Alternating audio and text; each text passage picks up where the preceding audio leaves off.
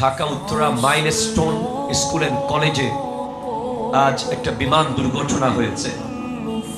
যে বিমান দুর্ঘটনার কারণে আজ গোটা বাংলাদেশের প্রত্যেকটা বাবা মার হৃদয়ে রক্তক্ষরণ হয়েছে। আমি ভাবছিলাম যে ওই জায়গায় আমার ছেলে থাকলে কেমন লাগতো, যে 10 মিনিট পরে স্কুল ছুটি হয়ে যাবে আর 10টা মিনিট পরে মা তার জন্য টিফিন নিয়ে দাঁড়িয়ে আছে, বাবা তার জন্য গাড়ি নিয়ে দাঁড়িয়ে আছে, তার ঘরের কেয়ারটেকার তাকে নেওয়ার জন্য দাঁড়িয়ে আছে বাইরে গেইটে।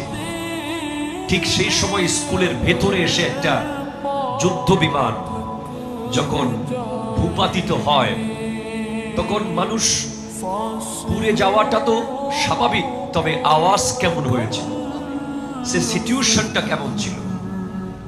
এই ধরনের ঘটনা আমাদের প্রত্যেকের লাইফে আসতে পারে। Life is the continuous journey towards the grave. জীবন হচ্ছে কবর পর্যন্ত চলমান একটা ভ্রমণ। এখন আমরা বড়দিঘির পারে আছি, এখন এখানে কিছু হয়ে যেতে পারে। সেজন্য আমাদের সব সময় চেষ্টা করতে হবে চলাফেরার পথে আল্লাহর দ্বীনের কাজের সাথে সম্পৃক্ত থাকতে। ঠিক কিনা কথা জোরে বলেন। আমরা আজ দেখেছি গোটা বাংলার মানুষ কেঁদেছে, আমরাও কেঁদেছি, আমরা আল্লাহর দরবারে দোয়া করেছি। আমরা বাংলাদেশ বিমান বাহিনী এবং বিমান মন্ত্রণালয়কে আমরা অনুরোধ করব আজকের মাহফিল থেকে যে বাংলাদেশের বিমান বহরে যে ফাইটার জেটগুলো আছে, অনেকগুলো হয়তো নিয়মিত চলাচল না করার কারণে পুরাতন হয়ে গিয়েছে, কিংবা অনেকগুলো আপডেট করা দরকার। এই বিষয়ে অনেক সচেতনতার দরকার আছে।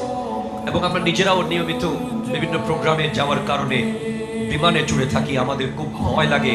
কদিন আগে কক্সবাজারে একটা বিমানের চাকা খুলে পড়ে গিয়েছিল।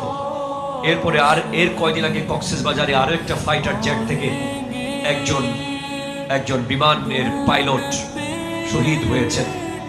এরপরে আমরা বিভিন্ন সময় দেখি বিমান রানওয়েতে হঠাৎ থেমে যাচ্ছে, আবার ঠিকঠাক করে চালানো হচ্ছে। আমি মনে করি যে একটা বিমান দুর্ঘটনা মানে লক্ষ লক্ষ মানুষের কষ্টের কারণ, অনেকগুলো পরিবারের স্বপ্নভঙ্গ।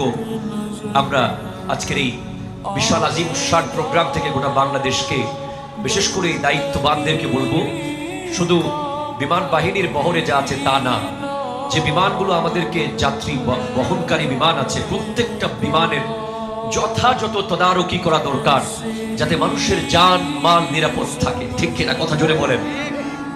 এরপরে আমাদের প্রত্যেকটা মানুষকে সব সময় হালাল, সত্য, নিষ্ঠা